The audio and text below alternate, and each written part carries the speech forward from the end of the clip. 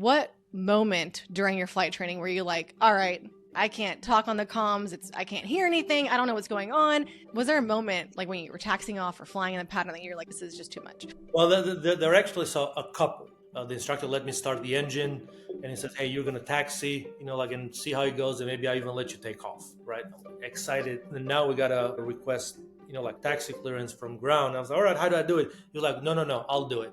He got on the radio, and after hearing, I'm like, "I have no idea what just happened." So I was like, "Good call."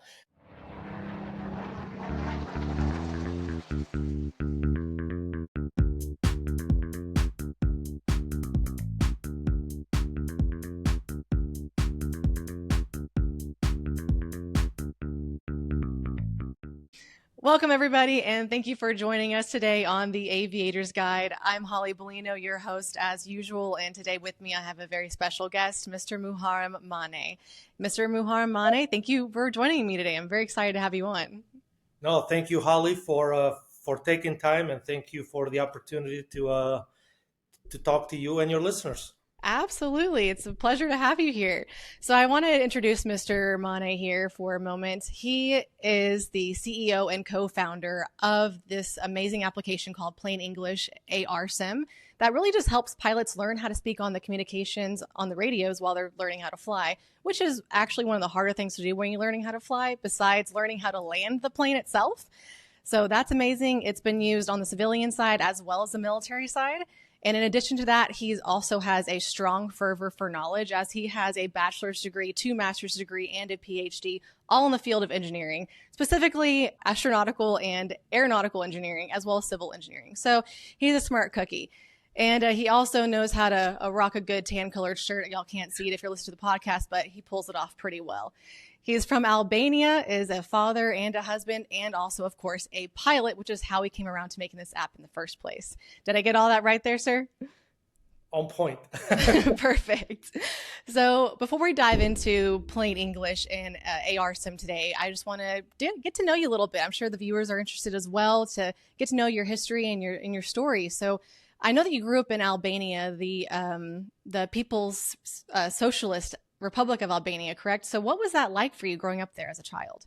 I was 11 when I left, so I got to experience that kind of political system, I guess, all the way up to age 11. So I've got obviously memories and some of what that was like in there, but I was still, quite young. I mean, it's all memories as a kid, right? So you're not, for the most part, you're not aware of all the other bigger realities and issues. And from my perspective, I mean, as a kid, it was great. We had, lived in a city, relatively small neighborhood. There were not many cars around, so kids could, run around in all the streets and do whatever we wanted. And it was a pretty chill kind of environment from that perspective. It was nice, but again, from that kid perspective and unaware of other things. All the issues going on. And absolutely. You realize later, like, oh, that was really different. You're like, wow, that wasn't as magical as I remember it was being a kid. There's actually things going on in Albania. Yeah, I'll just leave it at that. But I left at age 11 in 1992. Spent some time in Italy for about, I think it was 5 to 6 years. Lived there, went to school there, and then came to the U.S. in 97.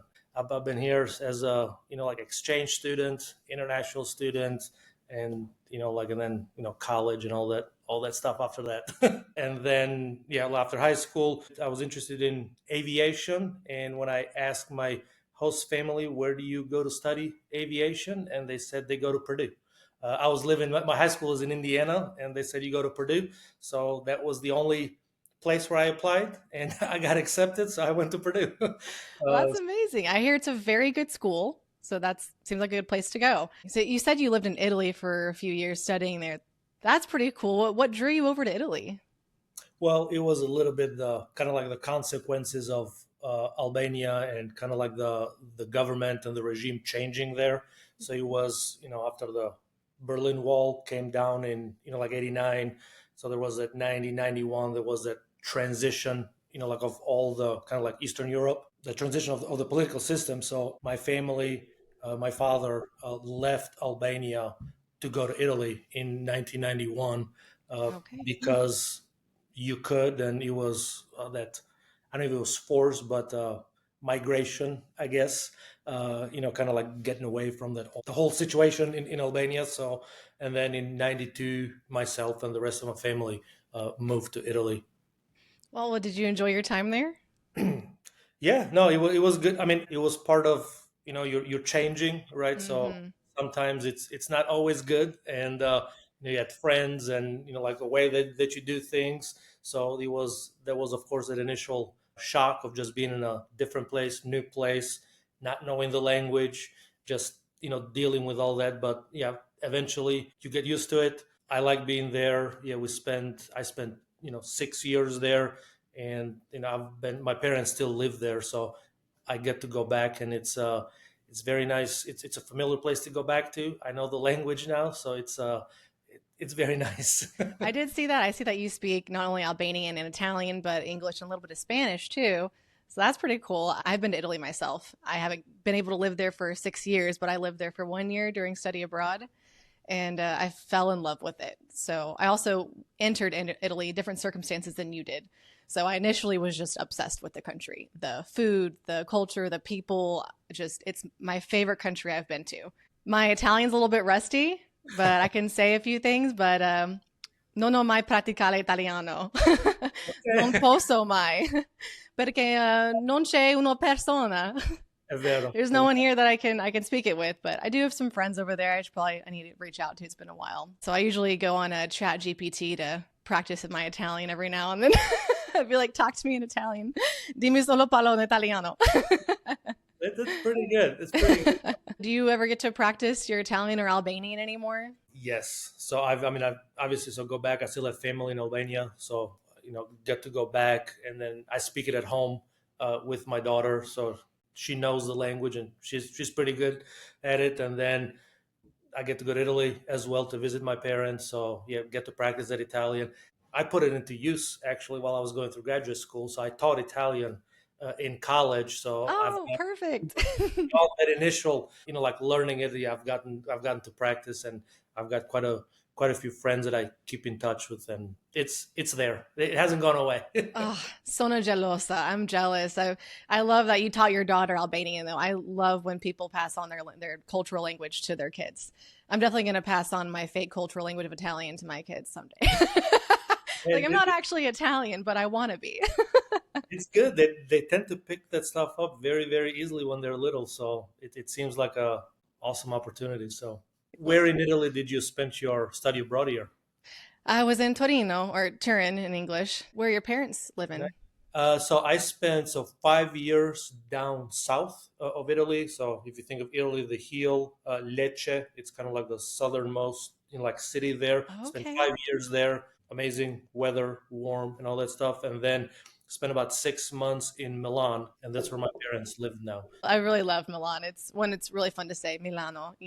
But it was just 2 hours north of where I was living, so I went there a few times. It's a very nice city. I enjoyed it a lot. Well, after you've gotten to where you are today, all this success, all this knowledge that you've accumulated over the years, if you went back to Albania and you saw your 10, 11-year-old self, what do you think he would say to you about where you're at today? Oh man. Oh, that sounds like one of those questions that I should have thought about, but How did you not know I was going to ask that? no, I don't know. Keep at it, I guess. Which Keep maybe going. it's not going to change anything. We'll just keep going. Okay, okay, that's fair. What about if you saw your childhood self at 11, 10? What would you say to him for some advice? Probably try to head off some of those, the not so positive, kind of like thoughts and things that come when things are changing, right? So just everything changes. So everything is transitory. So it's okay. Like, hey, life's gonna get hard, it's gonna change, but you're gonna be all right. You're gonna be All doing right. very well in the future. So you decided to go into aviation. What drew you into going into that field? Is it the first time you got on a plane, or what was it exactly? Well, I mean, have you seen airplanes, right? I mean, it's just what's not to like. I don't know. It was just something. It was just airplanes. I remember even before, early in high school, I just fascinated just like looking at them and kind of like knowing how, like the amazing fact that they can fly, just metal flying in the air, and it was just fascinating. When I was in the U.S. as an exchange student in high school, I had the opportunity to go down to Cape Canaveral in Florida, so got to see like the shuttle stuff there. We went on that bus tour when you're going to the launch pads. It was just amazing, and I said, well, I mean, if I have to study something, I knew it was going to be some sort of engineering. Anyways, I said, well, might as well just study this one. This seems to be the coolest one. So if you have to spend a lot of time doing something, if you can help it and let it be something that you like, it makes it a little bit easier. So Absolutely. Whenever I get called for a trip for work, I just get so excited. I'm like, oh, I get to go fly tomorrow. So it's nice to look forward to going to work. It's not like, oh, I gotta go to work. So it's definitely a burden off your soul to get to enjoy what you're doing and feel very lucky. Have you ever come across a challenge that made you kind of second guess your career choice of going into aviation and engineering in general? well, probably. I mean, I know. Well, when you read off some of the kind of like some of my background, so aviation was something that I always liked. Wanted to go in aviation. When I was going through undergraduate, so getting my undergraduate degree, I was an international student. So part of that came to the realization about halfway through, when it's time to, I'm going to go and try to find an internship. You're thinking, hey, what do I know? I'm going to go and apply to NASA, right? I mean, I'm doing this. And they're like, oh, wait a minute. You've got to be at least like a resident or a citizen. So there are all these kind of like, like barriers in there, which, um, you realize, and it's like, okay, so maybe that's not going to happen. So like a lot of things has to change before that happens. So that was like affected, like even within aviation, my undergrad, you have to choose a specialty. So you could choose, and I thought propulsion was the coolest thing, right? Just rockets and get to see things blow up. But then, well, what do you do with that afterwards? So it's going to be either one of the companies that builds those rockets or NASA or something. So, well, the chances of me going there are pretty probably slim, like at the moment. So I chose to, like specialize in structures. So like aircraft and, like, and spacecraft structures, which was more kind of how you build them. And my thinking was, well, I mean, an aircraft wing, it's kind of like a bridge anyways, right? So maybe if I can't do this, I can go build bridges or roads or something. So there was some overlap with some of my studies into civil engineering and transportation engineering, that maybe it was me being risk averse and hedging my bets a little bit, but so that was something that had an impact there for sure. I could see that. Being risk averse is, just trying to find ways to make sure it's going to work out somewhere, somehow. I think that's why I went to school for international business management and marketing. Like, what kid dreams of being a marketing agent or business major? But I chose it because I didn't know what else to do, and I didn't even use it. So here we are. Never even needed it. But clearly you use yours. So is your end goal still to go to NASA? Is that still what you want to do? Well, now there are other companies doing that sort of thing. Maybe not as much. Being in the industry and like aviation in general, it's been neat. I mean, there are a lot of things that like are happening that don't have to do with rockets, right? With all the drone stuff, or like automation and like advanced air mobility and all this. I mean, there's so many things in the industry anyway, so it's still a lot of neat stuff. Oh, yes, there is a lot of neat stuff. And there's so many facets of aviation that I don't think people even think about. Especially when it comes to piloting, a lot of pilots that are going through flight school, most of them just think airlines. They don't even know what else there is out there. So it's the same thing for just being in the background and all the science that comes into aviation. There's so much that you can do. And so now you're working at Pegasus, right? It is one of my, so besides, like Plane English, that takes up a lot of my time. Yeah, I serve as the associate director of Pegasus, which is the FAA Center of Excellence for General Aviation. So I get to help the management of some of the research there. So it's a consortium of 6 universities, that do general aviation related research. So I get to do that. I get to work with some graduate students, and yeah. Do you enjoy that more or less than working on Plain English? Oh man, see what kind of questions you ask. It's a trap.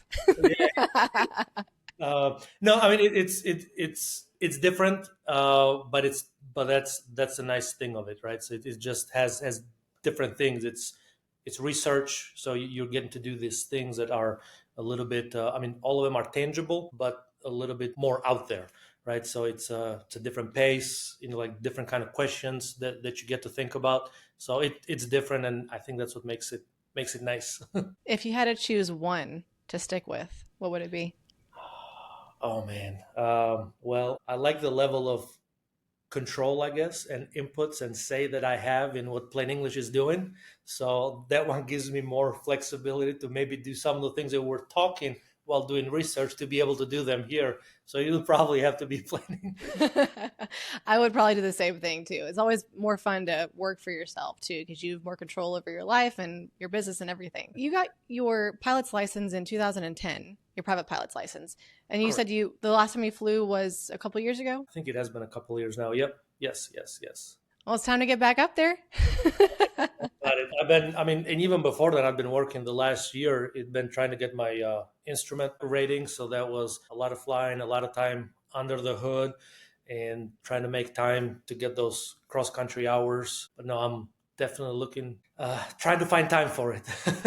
I feel you. I had a lot of when I was a flight instructor, primarily, that was my main gig. A lot of my students or clients, we called them, were business owners. So they were in their 30s, 40s, 50s, and they had families and a full-time business. So I know it's really difficult to get them out there in the plane to finish those dreams, because it is a dream and a goal, but it's hard to make time for it. But I'm sure you'll get your instrument rating soon. I bet you'll get it done really fast too. I got to find time to get that theoretical kind of exam, and that one is good for 2 years. So I just got to make sure I get that one done, and then find those. I think I can, like about a week or two, knock it out. But then it'll be the challenge afterwards. You got to keep it up. So Yes, you do have to keep it up, but it really isn't as hard as it seems to keep it up, to be current. It's really, just the 6 approaches in the last 6 months, and then intercepting and tracking and using navigational aids and the holds and procedures. So it's not that bad. And then really you have another 6 months after that 6 months to still get it done before you have to do an IPC. You just have to take a safety pilot with you on those next 6 months. yeah. So it's not too bad. I bet you could do it. I have faith in you. Thank you. Thank you. No, my goal in that has been, I mean, obviously, doing, like getting the instrument, but it's just, I'd love to be able to get in that comfort, like with my, level of proficiency. I know it's not going to be like treated like a car, right? But get to that level. So I'm not even looking at the 6 months, and because it's still, if you're doing the bare minimum, I still find myself being uncomfortable, going out and doing everything safely and being able to come down again. So Well, that is a very good thought process to have about it, because you definitely do want to be proficient, like you said. A lot of people just think about current, but the fact that you remember proficiency is very important is also good. And right. yeah, it probably takes maybe 1 or 2 times a week to get to that level, just so you feel more comfortable in the aircraft. But also depends on the aircraft, which one you're flying. If it's the same one or a different aircraft, that can also change that as well. Have you thought about buying one? Not at the moment. No, it's been just probably a big chunk of it. Like the infrequency with which I'm doing it, it doesn't quite make sense yet. So That's fair. renting one, it's okay for now. So when you decided that you wanted to make the Plain English ARSim app, what moment during your flight training were you like, all right, this is it. This is ridiculous. I can't talk on the comms. I can't hear anything. I don't know what's going on. Can I ever do this? Am I ever going to be able to get my license? Was there a moment, like when you were taxiing off or flying in the pattern, that you're like, this is just too much? Well, there actually saw a couple. So there was the initial one that I just remember, like vividly, and maybe because I've said it to myself so many times since. But so I got in, that first flight with the instructor. We did the pre-flight, like outside the airplane, inside the airplane. The instructor let me start the engine, and he said, "Hey, you're gonna taxi, and see how it goes, and maybe I even let you take off." Right? I'm excited. And now we got a request, like taxi clearance from ground. I was like, "All right, how do I do it?" He was like, "No, I'll do it." And I'm like, "Wait a minute." And like, you let me fly, drive the airplane around, but you're not gonna let me do this. And then so he got on the radio, did that, and after hearing, I'm like, I have no idea what just happened. So I was like, good call. So that was kind of like the first thing that it was, like I was okay to mess with the airplane, but not talk to ground.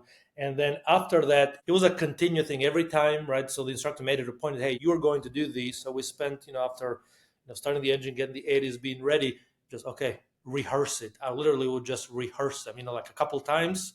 Okay, I'm going to say this, I'm going to say this, press the mic, get your typical brain freeze. Like, what was it I'm supposed to say? And then, as we kind of like, I did it. So one of my partners in Plane English, Aaron Hadimyoglu, he was doing the flight training at the same time. And so we used a handheld radio. So we spent some time just listening to tower and ground, just get, like some practice listening to this stuff. And that's when we kind of, the two of us thought, hey, there's got to be a better way of doing this. So again, listening, it was passive, right? We didn't get to practice. When you get on the airplane, yeah, you're doing it with the instructor. It's taking time. I'm really nervous doing it because my mind is going in 100 different places. So we started kind of like sketching out and saying, how would we do this? What it would look like? So it was a few years kind of like playing around with the idea. And then it was in 2018, between the two of us, Aaron and myself, we knew what we wanted the tool to look like, what we wanted to do, but none of us had the skills to actually make it happen. So we convinced Sam Dixon, who has a like background in like software. He's a computer science guy, also from Purdue. So we talked him into it. And he was like, "Sure, we'll give it a try." So it was the three of us, and so we managed like relatively quickly. And in 2019, we released the first version of ARSim for Android. And then so both Aaron and I were pilots. We already had our pilot's license, like everything. Sam didn't know anything about aviation, so he's a private pilot now, instrument rated, and about to do his check ride for a commercial. So he went beyond the both of us. So we talked him into aviation. So that's kind of neat too. Yeah, it's pretty easy to talk someone into aviation. Yeah. There's that saying where like, take him flying with you, he broke for a day, teach a man how to fly, he broke for the rest of his life, kind of thing. Like, yeah, so poor Sam, y'all just ruined him. He's probably broke now, like the rest of us. So, after getting your license. And I totally get what you mean. Like, even me being English is my native language. So I struggled with comms initially as well, all the way up through instrument training. So I did the same thing you did. I would sit there and I would verbally say out loud what I was going to say on the comms. Like, okay, holding short of this, airplane this, we're going to go here. And then I'd be doing it every time, private through instrument. And then for my instrument check ride, my DPE, he goes, "What are you doing?" I was like, I'm practicing my call. And he was like, you know what to say. And I was like, okay. And I stopped from then on out. I was like, I know what to say. I can do this. It gave you the final confidence push. Huh? Yeah. I first heard about Plain English from a student of mine whose native language is Chinese. And so I was teaching him instrument first training, and he told me about it. He was like, have you heard of Plain English? And I said, no, I haven't. So he showed me and walked through it. And I was like, wow, that's really cool. And it helped him immensely. And he passed his instrument check ride a few months ago too. So, because the comms were the hardest part for him. He's a great pilot. He knows what he's doing. The comms were where he struggled with the most. He's in his 50s, been in America for a very long time, and it's not an easy thing to do. It's not. So I think it's very good that the app that you made. Awesome to hear. You've been in the aviation industry for quite some time. From learning how to fly to developing the app and working in aeronautical and astronautical engineering, what have you seen change in aviation the most?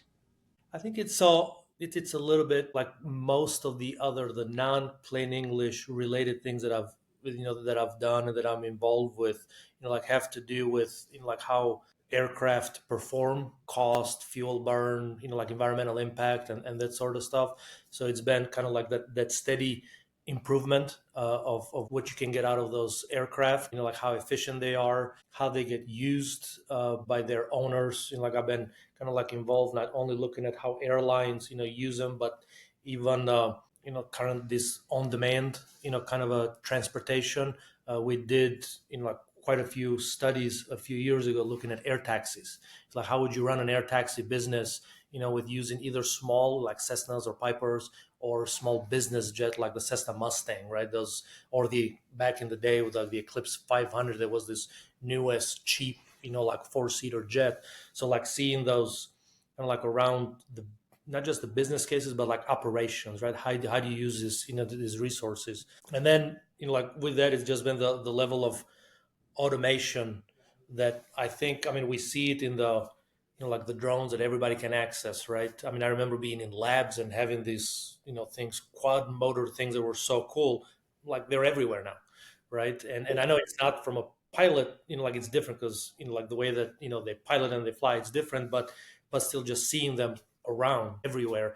And, recently the discussions about how do you scale those up and they carry people, like one, two, three, four people, like with like advanced, it's called urban air mobility or advanced air mobility, and thinking about a future where they might be flying around.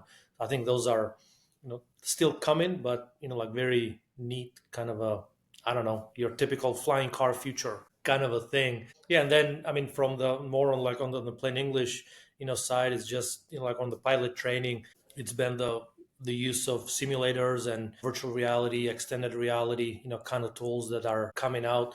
We've been, working with Plain English, fortunate and lucky, to work with the Air Force.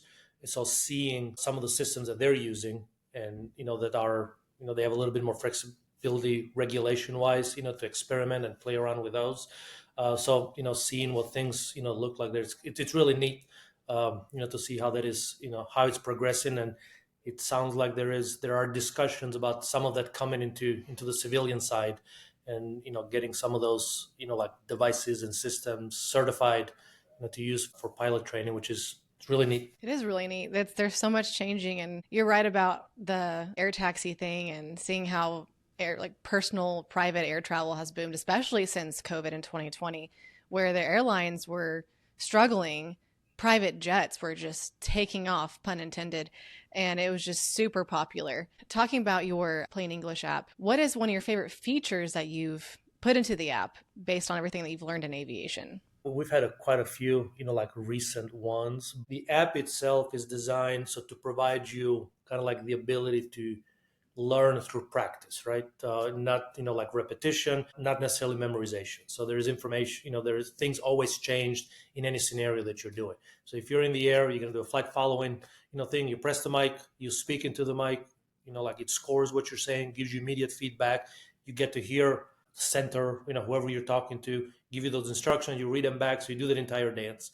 So what we've added within the spirit of trying to keep you focused on communications, right? So it's by design, you're not flying the airplane, right? So you're not spending time, well, what do I do? Which way do I turn the throttle, maintain speed, altitude. So it's just communication. So adding like the visuals and providing the situational awareness, that you need to just communicate. So that's been, so it was a feature that we added about a little over a year ago, but to be able to see the flight displays, that was kind of neat. So, being able to see, okay, I'm about to, do this flight following, but I have to actually read like, oh, what altitude am I in? Which way am I flying? How far from the airport am I? So, picking out the pieces of information that you need in order to communicate. So, because it adds a little bit of realism from the kind of like you managing kind of like your brain, right? You know what you're doing. And so I think that one has been neat. And then, so the tool is designed again to have you practice these scenarios. And then beyond that, we have our cross country flight mode in the tool, which lets you pick an origin, a destination, and then it just builds in an itinerary. So basically, you're doing, like, yeah, I'm going from, I don't know, Lafayette to Champaign, and then you're doing your taxi out, you're doing your takeoff, best flight following, and do the approach when you get there, and do the landing and the taxi. So like you get to experience your flight, but from a radio communications perspective. It's like chair flying your comms, right? That's what I did. I didn't have the money or anything to have like a simulator to just, like practice flying while I wasn't on the airplane, while I was doing my, like my training. And you just do that chair flying. So it's a little bit of more advanced and modern chair flying for communication. So I think that one is a neat one. That's what I was exactly thinking, is that it's just like chair flying. And chair flying is one of the most underrated ways you can practice flying. It's people just want to be in the plane or they want to be in a simulator. And I'm like, you can literally sit in a chair, close your eyes, and do the same thing. The only thing that you can't do is if you don't memorize where all the switches and buttons are. That may be difficult, but you can pull up a picture in front of you or something so you can at least reference that. But chair flying is super helpful, and that's exactly what this app I feel like is doing. It's helping you do everything without the stress of being in the plane, without the stress of having to look at the throttle setting and make sure you are turning base not too soon or whatever it may be.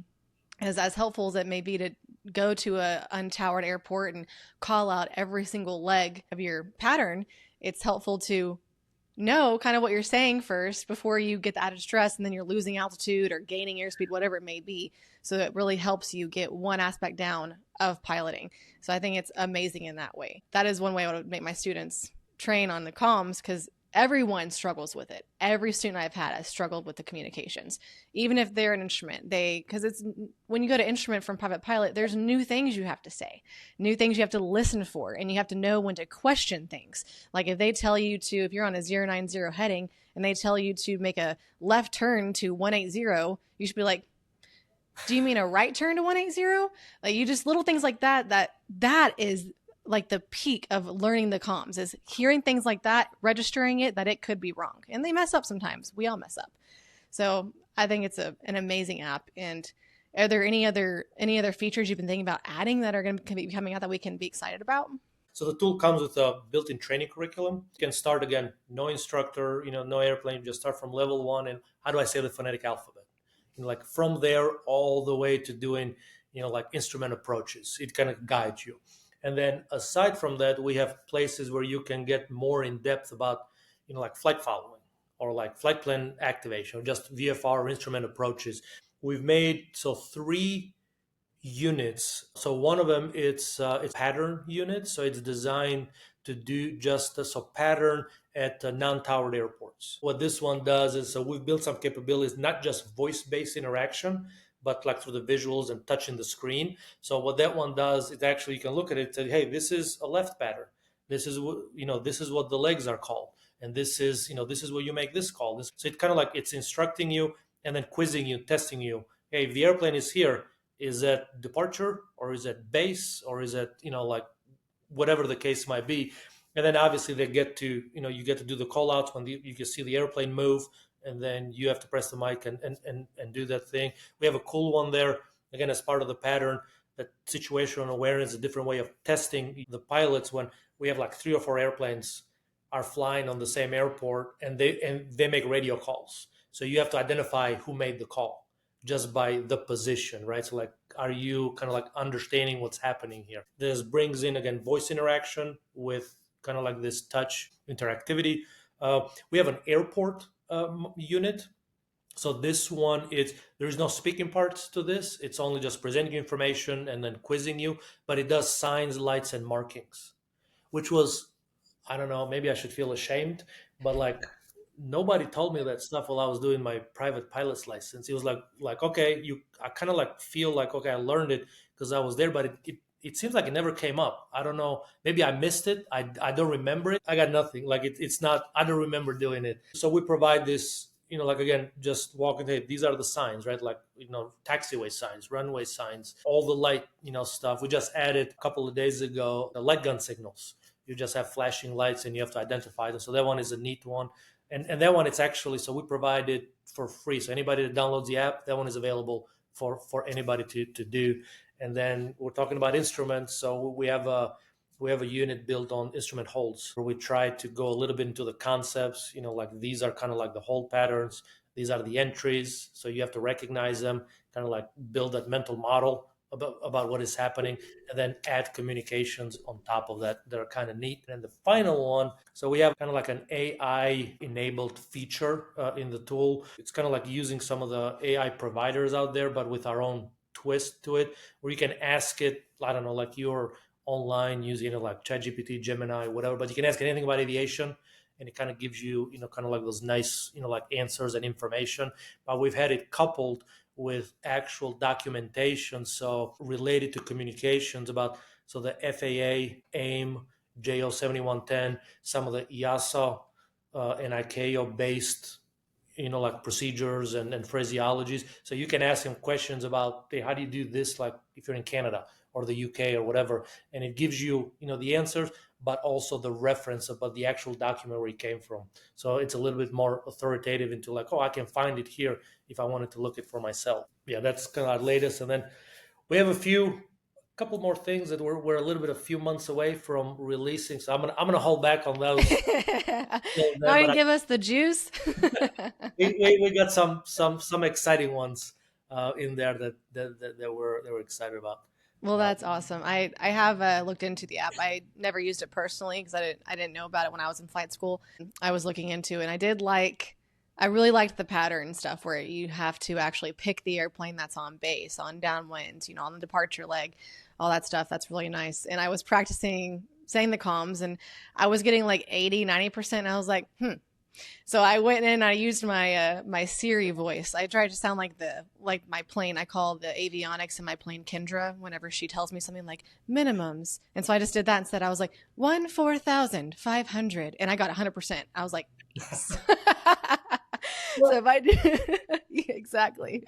I mean, it's one of the fun. I mean, we're using so part of it. I mean, we're using like computers and AI here to try and help with it. It makes it accessible, right? It makes it fast, but at the same time, and it's not a person, right? So there is Right. that. It's still computer and it's algorithms that are trying to understand you. So in some regards, there are those, like a small percentage of the time, and it's not going to get it right. But we have quite a bit of experience with instructors and some of the labs, that use it, where it does require for some pilots to change how they speak, because yeah, like a person can understand you, but like not every person can understand you. That's So true. But it's a really cool app. I really enjoyed looking through it. You use AI a lot for that. What do you see for the future of AI when it comes to aviation? I think uh, there are clear uses of it. Well, from what we see, even that experience that we've had so far, is that the logic of them needs to be a lot more robust, right? I mean, you can have, I know, probably the typical, like experience that you had. You ask, ChatGPT or Gemini, something. It can provide an answer. It sounds really awesome, right? It will write it better than I can write it. But on some things where logic is involved, it can struggle. So I think, being able to follow more on those logical paths, or I think it's where my experience, where the kind of like the higher utility, like of them will be. Like you can imagine, I don't know, some AI based system trying to manage, like an airspace with aircraft, right? So I mean, the level, just because of the risk involved and the level of confidence that you have to have in the system, would have to be really high. But it's something you can see it work at, right? And you can see applications to that. So I think there are, like different places anywhere, but aiding in the cockpit, like how do you do, like if you're getting these transcriptions of whatever you're saying, be able to see a transcript on your like iPad or whatever system you're using. We know, I mean, I know of research that's happening, that has to do with PIREPs. So how do you, if you have to do a PIREP, how can you just speak freely and have that structured in such a way that it will go out, like, and be well formatted, and like with the right information. So having it help, with those things is definitely, I mean, I can see them, I can see it be useful. There are many things out there. I think in training for sure, like applications, right? I mean, we use some version of it, but there are many kind of like virtual instructors, that are beginning to use it. The environment, it's less you're training. Even if there are mistakes, it's different, right? You're not, dropping out of the sky, because the AI did something, but so helping with, like how do you progress through training, right? How do you analyze some of the data? What is the next, like step in your personalized training that makes more sense to keep up with, like how you're progressing? I think there are a lot of applications there to help with that. Call it some version of competency based, or like personalized training. They seem to be really interesting, neat, and be, yeah, cool to see as they Yeah, roll those out. are a lot of really good points. One thing that makes me think about is have you heard about Airbus trying to make a single pilot cockpit for commercial flights? I had not, but what have you? What's the take on it? I guess. Well, I guess it depends on the person. Everyone's got to play the devil's advocate, but I'm not going to do that today. because I don't like it. I don't like it. I don't think it's a good idea. I think it could be disastrous. And I know that some people are all for it, especially the airliners themselves, because yes, it'll save them a pretty penny having one pilot in there instead of two salaries. Apparently, the person that there will be a second pilot, but virtually on the Mm. ground, controlling more than one aircraft, being a co-pilot for more than one aircraft. Maybe one day in the very far future we could be there, but right now it just sounds like a really bad idea because having two pilots up in that cockpit is probably the cheapest insurance you could ever ask for. It's just, it's yes, you can fly the plane in a nice VFR day, like nothing goes wrong. It's fine. Like every pilot's a good pilot when there's not an emergency, right? Generally, not every pilot, but most of us know we can just handle the day to day. But whenever it comes to an emergency, you're gonna want someone there to help you. And so it just I don't think how the citizens of the world are going to feel about flying in an aircraft with only one pilot up there flying 200 plus people around the country. Well, I don't know. What do you think? Yeah, no, I mean those are all like fair points, especially the kind of like the aspect of kind of like normal routine operations versus when you're running into those uh, emergency or just more messy, like flight, right? Yeah, having that second eyes, I mean, second everything, right? It is just it's critical. So I think yeah, that's definitely something that I mean I'm hoping that whoever is thinking about this stuff, it's kind of like right up there, like at the top of the list of things to address. I think probably the perception and and the insurance of it, it might be one of those showstoppers anyways, right? If you can find somebody to insure you, if you got one, even if it's technically possible, it might just stop it. But yeah, the people like public, like passengers perception, I'm sure is going to be a huge part of it, even if like I don't know, nobody sees the cockpit nowadays, right? And so how many people you have in there, but just knowing about it. I mean, right now, for example, if you go, fly, pick your airline, even like regionally, you don't see many propeller airplanes, right? I mean, there used to be a lot more of them, like in the early 2000s. I mean, if you look at them, they're cheaper to operate, right? Like a lot cheaper to operate, but I'm sure there are many reasons, but I know that one of them is just that perception. I mean, you had people that if they had a choice, be like, "I'm not flying on that thing when I can see that blade just spinning." And no matter that you got a lot more of them blades spinning in the other engine, but they're just you can see them, right? But it's just something that like affects how people see things. So yeah, I'm sure there's an aspect to that that's going to be, I guess, under the acceptance level if people have a choice. I mean, on some things you just fly the airplane that they put on the route, right? You don't get to choose anyways. But Exactly. So, being where you are today, what kind of advice you would have for anybody else who's trying to be an entrepreneur when it comes to aviation tech or aviation engineering? What's something that you would tell them to help them get to where they want to be? what I've seen in my experience, many things seem to be slow in aviation for better or for worse. So probably patience. It's the biggest advice. So there are many new things like out there that people want to introduce and want to do, but it seems that aviation has its own pace of how it adopts things and like how they are accepted. So keeping at it and being patient, it's probably kind of like the biggest factor that I see. That's been my experience. Just be patient and pay attention to what's going on, basically. Because I feel like that's one thing if you want to stay in aviation and progress in aviation, you kind of need to be following up on some kind of aviation news, whether that's just on Instagram or an actual signing up for an email subscription or a magazine, whatever it is, just kind of following up with the world if you want to stay in it, if you want to have a career in it. It's really good to know. Yeah, I mean that's a fair point. So you tend to notice, hey, things are slowing down. It might take longer to get your check rides, right? Because depending on areas of the country, like DPEs, like are short, right? And it's hard to Mm-hmm. schedule DPEs, so you get a little bit of that type of information. This AFM.aero is an aggregation of it's just like worldwide flight schools. Okay. Well, flight schools and airlines, right? Because it's mostly like academies that feed airlines, so you get a sense of all there's a lot of activity, like a lot of like airplanes being delivered everywhere, right? And they provide some of the numbers. They're like, hey, there's so many new pilots, like that are, like expected, and this airline is waiting for orders, like this many orders. So it gives you a little bit of a picture of like, oh yeah, this is, there's stuff happening, things are growing, there's, the demand is there. So maybe it might not give you like kind of like actionable, what do I do like for my decision that I have to do next year, but maybe a little bit of a background that, yeah, I'm I'm in the right place, kind of a thing. Like maybe I should be looking somewhere else. I don't know. Well, that's fair. As long as, I mean, it's always good to just keep up with something, Doesn't really matter what it is. Yeah, I yeah. did see that.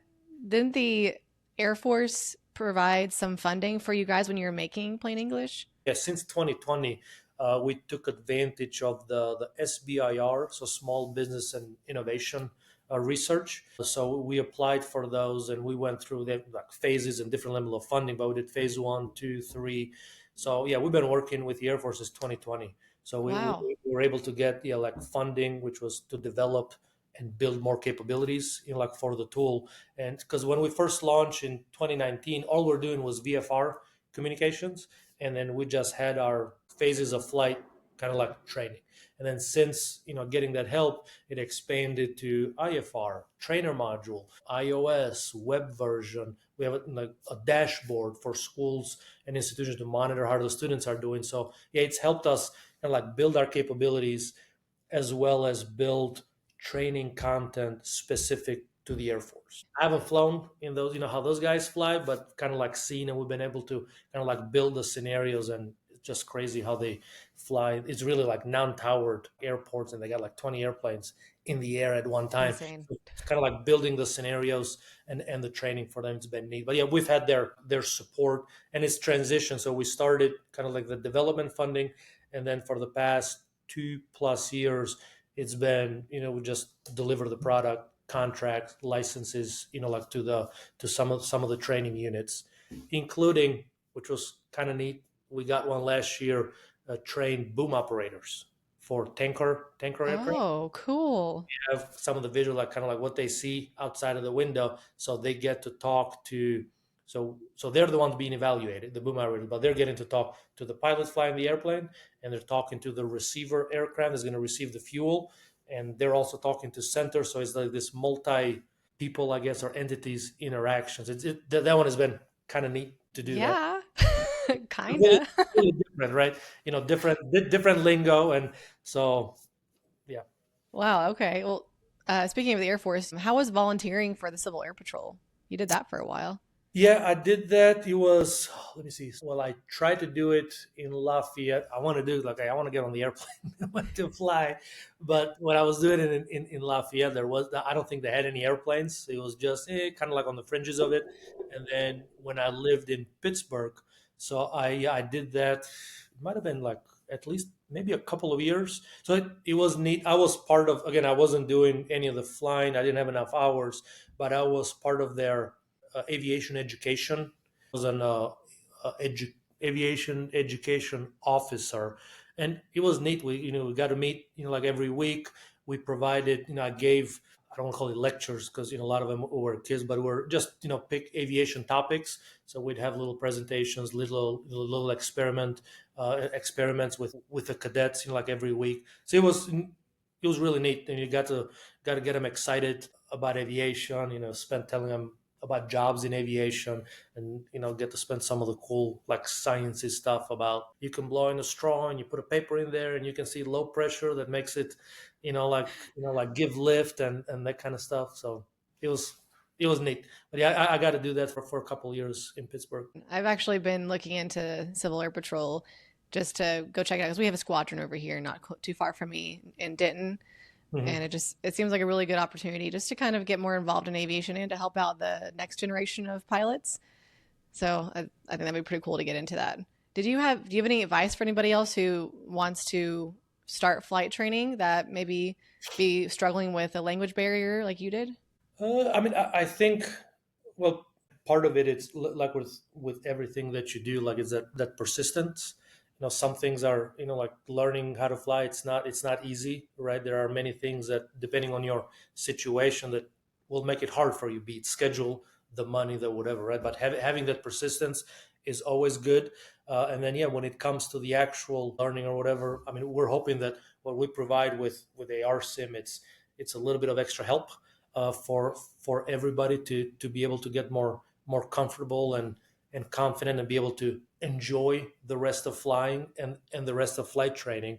And then, yeah, I mean, the rest is, it's really that keep positive, keep a positive attitude as you're doing it. There are, like some days that are not good when you're flying. It's just because things are hard, and you feel like the airplane doesn't want to do what you want it to do, and Mm-hmm. uh, that sort of thing. I mean, I think that's, hopefully you get, I think, lucky enough with like the flight school, that you have an instructor, right? Both being like accommodating and being good, right? Like somebody that enjoys doing it, and you're getting that good training, and if you have the ability to compress the time, it's always better. I found out I had to take breaks like a couple of times, and you just spend time just reviewing things, right? So if you keep at it, it's in the long, for whatever the duration is, it's going to really be faster and cheaper, uh, just because you want to spend time reviewing things, right? Things will. Absolutely. That's very good advice. Make sure that you don't take too long of breaks. Like, yes, take a break,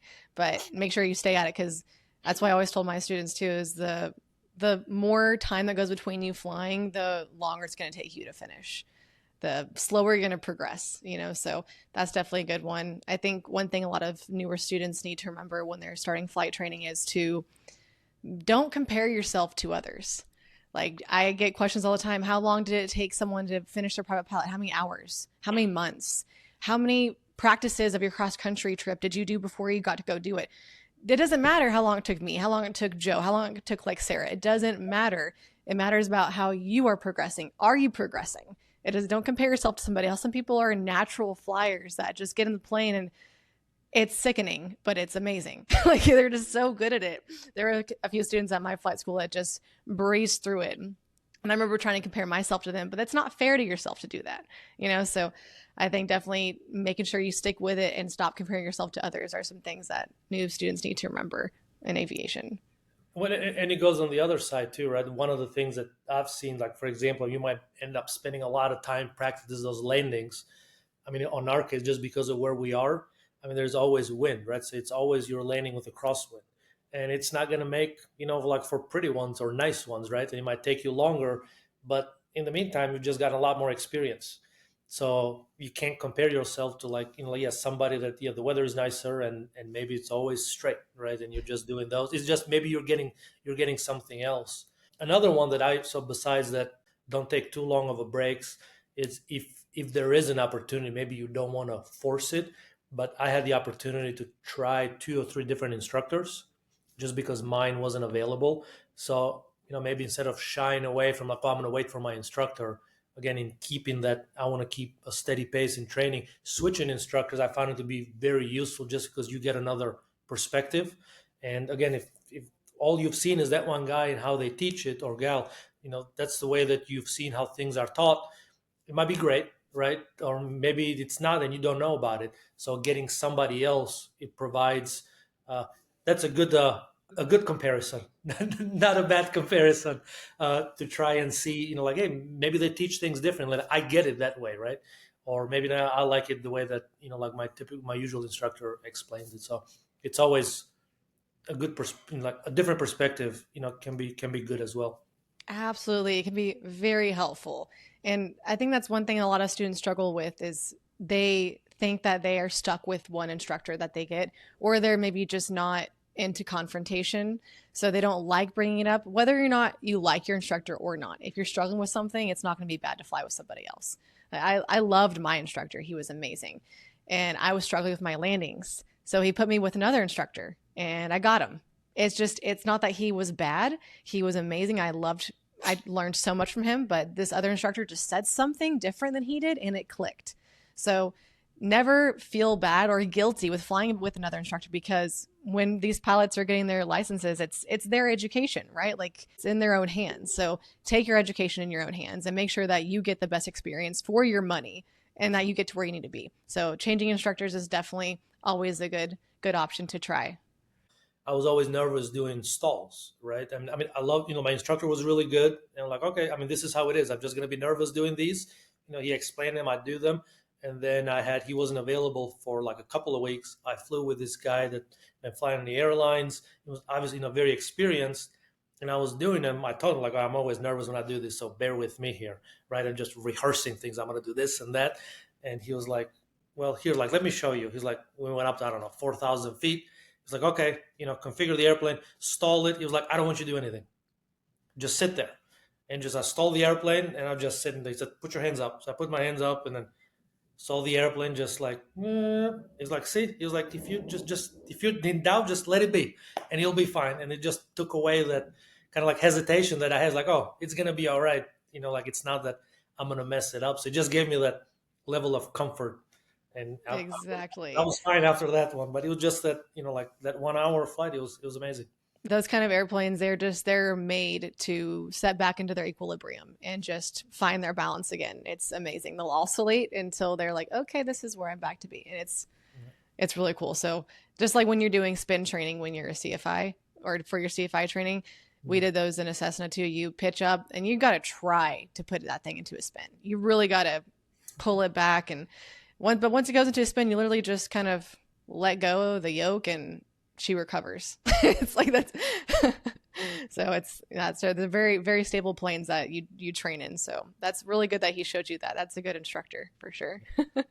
Well, yeah, I mean, you're talking about those airplanes, so here, like the stability and that landing gear of taking some punishments. Do you have any other aspects of flight training that really just stuck with you, whether it was something really good or scary or bad? I've gotten uh, I've gotten lost a couple times, so and a lot of that, like it was kind of like when I was, right after I got my license, I kind of like I was on my own, and it was that, like I'd flown something like a route like many many many times. It was only half-hour flight, and I know it. And so I don't know, being calm and not panicking up there, and just like what they tell you, right? Fly the airplane, kind of thing, and everything, you'll figure it out. But then when it's more on the flying side than the training itself. I haven't gotten lost in the plane, but it's impossible these days with the G1000 stuff that I trained with. I'm sure you probably had some steam gauge stuff over there, and it's very easy to get lost in that if you just look away for a second. So I have heard some stories about people getting lost, even on a check ride. I've heard about students getting lost, which that's unfortunate. And at least your day was a nice VFR day. It's a best situation, and you handled it well. It seems like you stayed calm. Things happen. So just remembering to fly the plane is the biggest thing. I was interviewing a DPE once, and he was telling me about a student who was in the plane, and he was like, okay, take me to this airport. And they were locally, like where he trains a lot, and he just couldn't find the airport. So I can imagine the added stress of being on a check ride. I wonder how he would have handled it differently if it was real life and he needed to find the airport. I bet it would have been a little bit easier without the stress of the DP breathing down your neck. So, but good job on handling that. You mentioned, yeah, this was back to the plane that I trained and I think it was built in 1970 something. So yeah, gauges. I mean, no iPad, no. I mean, it was literally with your, with the map and trying to Classic. keep track of things. So it was, like, yeah, good experience, but it was, like enough knowing, like, hey, I'm gonna get to 2,000 feet and, contact center here and tell them, hey, can you ping me, because I don't know where I am. Right? That's a 7,700. Find me. no, no, Lost. I didn't go that far. I think I was close enough to the airport that I knew that I could reach them. So it was one of those, like, got on the frequency, called tower, and I said, "Hey, I'm close by, but I don't know where I am." And he was like, "Well, why don't you tell me what you see around you?" This was in Indiana. I'm like, "I don't know, cornfields." I mean, nothing. Is, hey, if you climb a little up and just ident, and they had me on radar. And the timing was that by the time we did all that, I kind of got my bearings around and figure out where I was. So when I started turning, he told me, like, it turns 090. And I'm like, oh man. Well, that's amazing. I'm going to wrap this up here with going back to your Plane English ARSim app and say that if any of you out there, any of my viewers are struggling with this, then to go check it out, because it is really a really good app to help you get those comms down. That's one less thing that you have to worry about when you're up there, because there's everything else that I know you're freaking out about, especially when it comes to your solos. If you can get down your comms, then it'll make everything else so much easier. And chair fly the rest of it. So you can chair fly your comms with the app. You can also chair fly everything else, your maneuvers, your takeoffs, your landings, knowing your airspeeds, all of that. So don't take chair flying for granted. Is there anything else that you'd like to add, Mr. Mane? No, for sure. I mean, that's it. Yeah, you can find like ARSim. If you just like Google it or whatever, it'll come up. The tool we provide, there are many free lessons. Like in there, you don't even have to create an account. Just download it, and it gives a chance for you to try out. See what it does. Is it for you? Does it do the kind of things that I'm telling you, or like does it work for you? And then decide if you want to keep it for longer. But hopefully, it's a good and useful resource, and it helps. Like it helps you. Like Holly said, just get that level of comfort, confidence, and then again, one less thing to think about as you're flying. I love flying, not being nervous while flying. It's the best because you get to enjoy the rest of it. And this is one of the things that tends to make people nervous. So let's remove that and just have a little bit more fun doing it. So Absolutely. Awesome. Well, one more thing I do need to add on here, everybody, is that this is not sponsored. We're just doing this to talk about the app and help all you guys, okay? So thank you all for joining us today. Make sure that you go in and rate, review, and follow my podcast. And if you're watching on YouTube, don't forget to like this video, subscribe to my channel, and hit that little bell there so you get notified of every new episode I put up there.